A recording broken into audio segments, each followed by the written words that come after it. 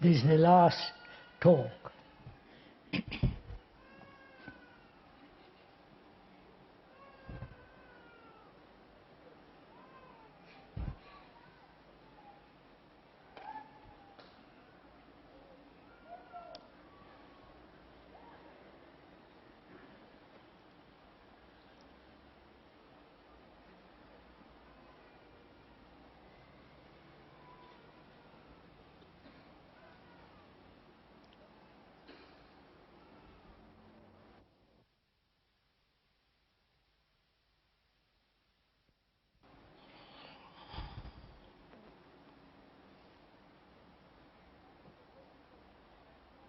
We have been talking about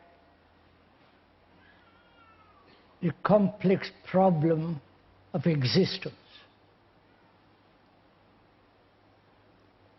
We have talked about forming images in our relationship with each other, the images which thought has projected and which we worship. We have also talked about fear, pleasure, and the ending of sorrow. We have also gone into the question of what is love, without all the travail that's involved in that word. We have also talked about compassion with its intelligence. And we ought now, this morning, talk about what is religion. Most of the intellectuals throughout the world shy away from that word. They see what religions are in the present world, with their beliefs, with their dogmas, with their rituals, and the hierarchical setup of the established order, established religion. And they rather scoff at it and run away from that, anything to do with religion.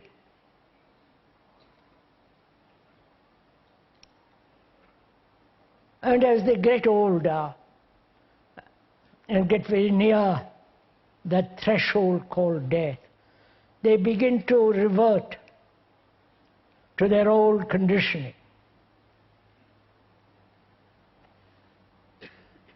They either become Catholics or pursue some guru, or trot off, if they have money, to India or to Japan.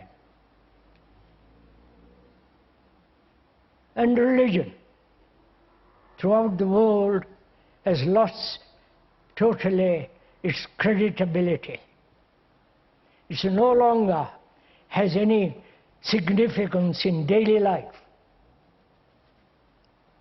They may go to the marvelous cathedrals, churches, and all the things that go on in it, but their heart isn't in it. The more you examine, the more you criticize, the more one is aware of the whole content of all the religious structure, one becomes very skeptical, very doubtful of the whole business. And so the intellectuals will have nothing to do with it.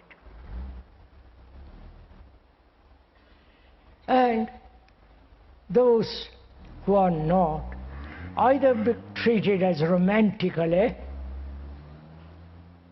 emotionally,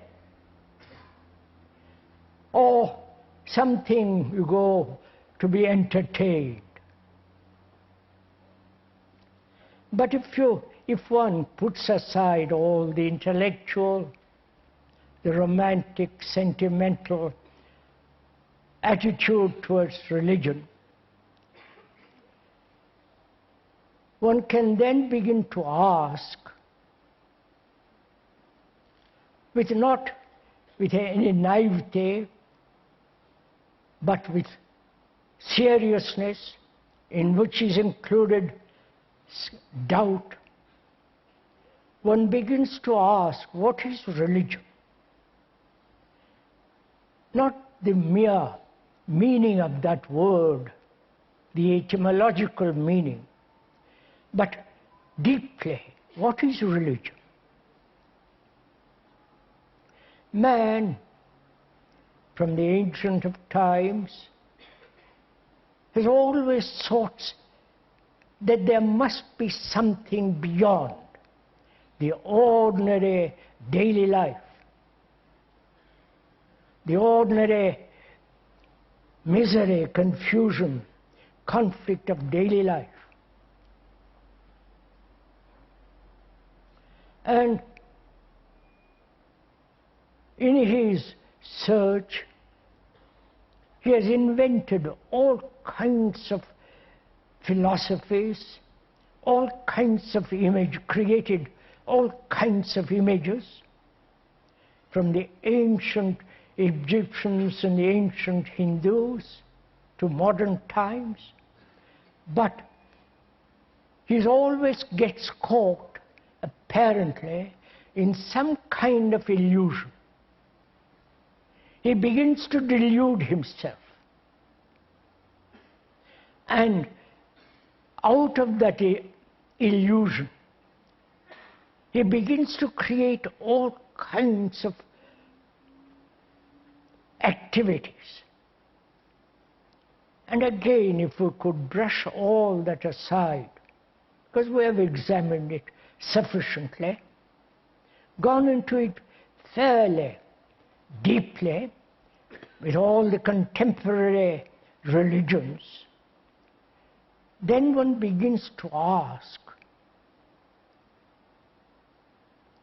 oneself, what is, and if there is, something beyond all the contagion of thought, all corruption of time.